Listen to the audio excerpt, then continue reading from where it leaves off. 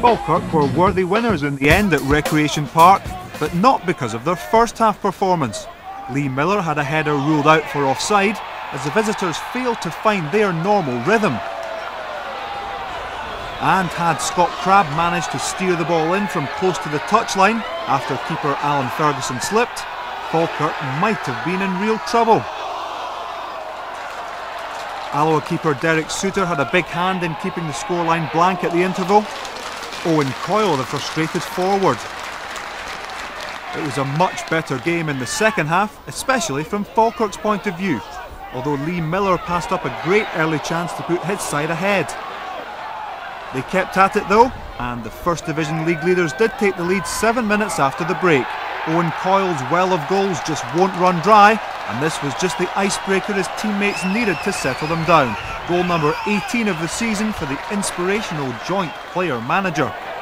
Falkirk started enjoying themselves at this point, and John Henry came within a whisker of making it 2-0. Then came the game's major talking point. Ross Hamilton got himself in behind the Falkirk defence and was stopped in his tracks by goalkeeper Alan Ferguson, who also seemed to handle outside his area. Colour of card? Yellow. More on that later. Tempers flared a little after that, especially between Alloa's Scott Crabb and Falkirk's Davy Nichols. Nichols left his foot in longer than necessary, and in the end up both players were booked for their troubles.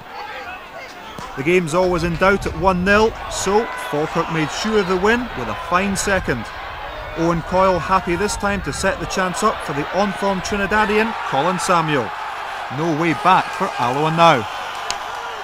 That's 16 goals for the increasingly impressive Samuel, who's surely destined for a crack at the big time.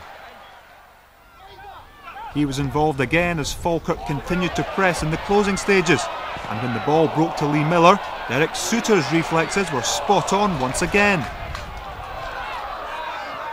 Alloa's efforts probably deserved a goal, and Ross Hamilton came closest to providing it, but keeper Alan Ferguson made sure the Falkirk bandwagon wouldn't be derailed.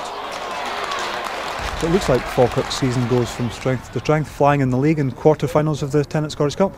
Well, certainly that was it.